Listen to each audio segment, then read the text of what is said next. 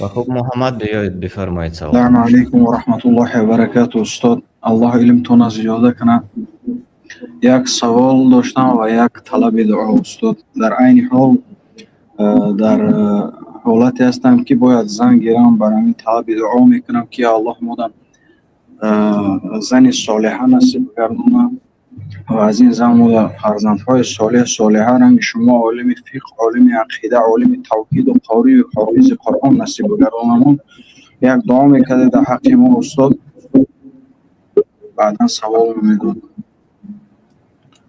فرزندتان رو دعا کنیم یا خودتان رو؟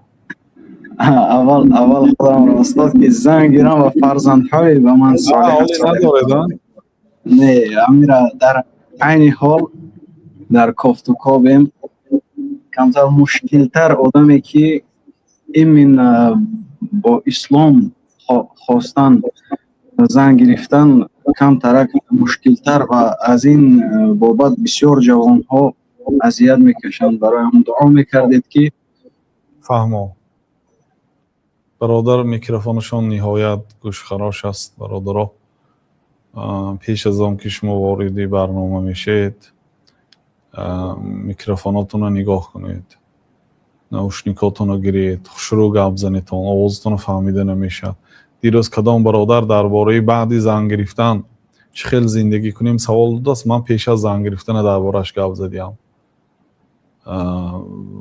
آخر بعضی صداهاتون شنیده نمیشد. برادرها قاعده های دانید. وقتی که میدارید یوتیوبتون رو خاموش کنید، از همون استریمیارد گپ. کسانی که در داخل استریمیارد است ما رو از استریمیارد تماشا کنید و به استریمیارد گپ زنید، نه به یوتیوب. یوتیوب 10 سکند فرق میکند. خب